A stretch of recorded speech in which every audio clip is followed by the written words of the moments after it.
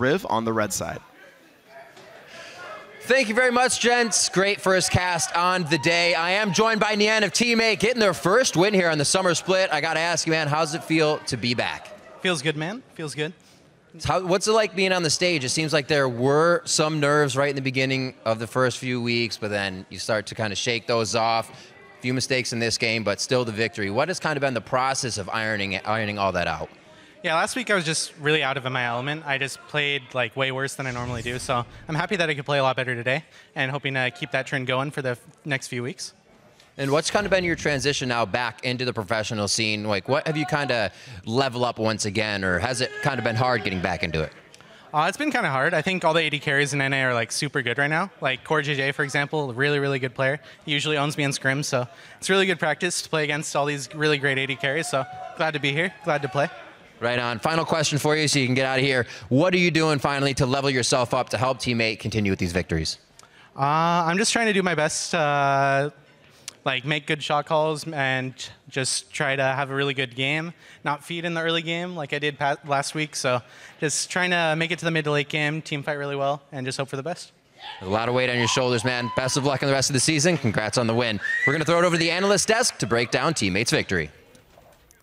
Thank you, Riv. First win there picked up for Teammate. Very big for them, especially given the fact that they are going to be losing Slushy after this week. Though, let's kind of figure out how exactly they came up with this win, because we saw a lot of early aggressive moves there, especially made by Porpoise early on, which we hadn't seen in the first couple weeks of play this summer split. Yeah, they had a really good early move at the top turret, able to get that 3-kill lead. They also got the objective lead from it, catching Rek'Sai while she is using tunnels in the jungle and able to press them and shove them off of the turret. That was a really good start for them. However, in the mid game, a lot of good plays, from Enemy and some, oversights from Teammate allow Enemy to get back in this game, using Echo, using a lot of those vision plays as well. Yeah, and that top lane dive actually put Cali Trolls ahead, so he was in a point where he's shot calling from ahead, and it set up this Heck Room that has TP Smite, so he just starts snowballing, and Flares was pretty much a non-factor this game.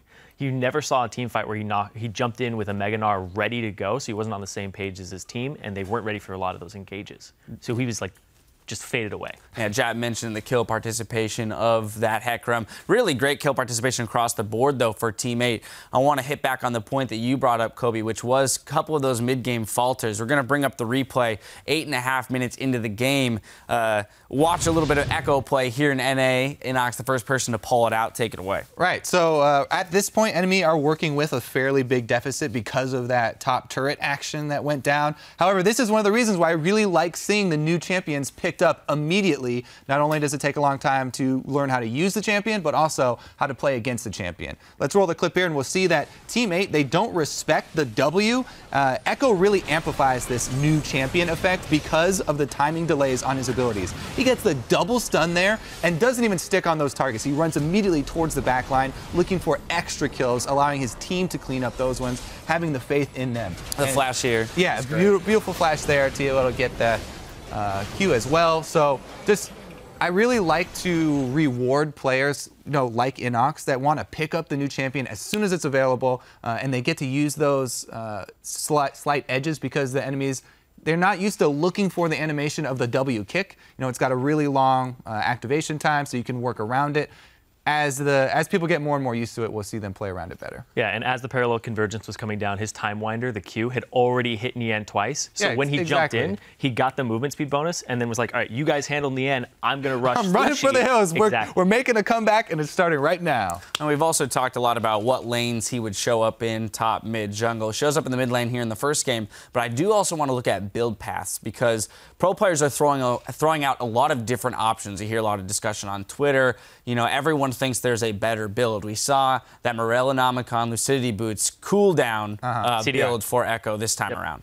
Yep, I definitely think CDR and Mono Regen's the way to go on him at the moment. I see a lot of solo queue where it's like Ludens, Echo, Lichbane. It's like you need some CDR behind that because the base cooldowns of his abilities just kind of in the mid-high range. Exactly. I just think it's more reliable having the cooldown reduction because you can get those combos off a lot easier. The thing is, there's definitely importance. You still want to go for Ludens and Lichbane. Those are very good because the whole point is to have this bursty front end damage to get them to the 30% threshold. then you've got this amazing execute passive built in, and you can clean somebody up. If you try and rush that, it's a lot more risky of a build. You can snowball way harder, though, in the mid-game, while people have, less defensives. But it's just, I feel like that's too risky for pro play, especially. All right, now I want to skip a little bit further into the game, switch back over to Team 8. We're going to go 29 minutes in. 4-for-1, that nets them Baron. This was a huge turning point here for Team 8. Yeah, this was enemy really setting up some picks around the Baron and trying to bait it out. But what ends up happening is they end up baiting themselves, because as we roll this clip out, you're going to see they throw everything at the tanks in the tank line, and they start soaking the damage when Nien and Slushy are both very vulnerable off on the side. So you're going to see everybody jumps in here. The parallel convergence is down. It's like, all right, Porpoise gets stunned, throw everything on him. But look at Slushy in the end. They don't have a tank line near them, and the TP comes up on top.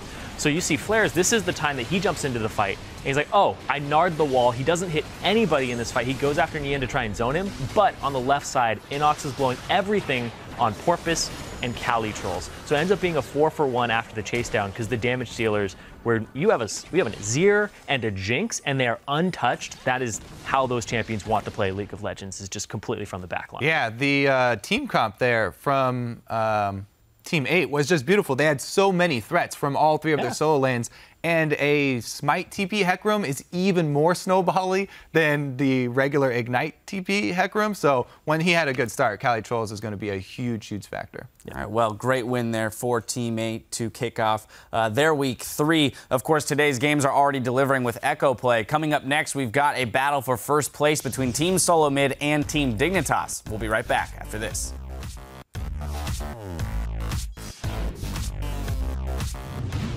That's the kind of stuff that I don't want to hear up here. I don't give a crap about that.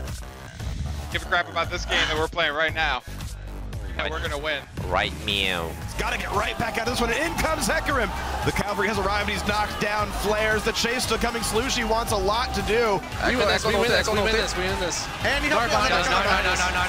Slow Nard. Go back on body. Go on her. Inox. Let's go, baby! Slushy will get chunked pretty hard by Inox. They're going for Cali Trolls now. Trashy is gonna be the first one knocked down. A double kill. Here's the response. Can they stop the game in time? Slushy diving in. A fear from Cali Trolls. The first win of the split for Team 8.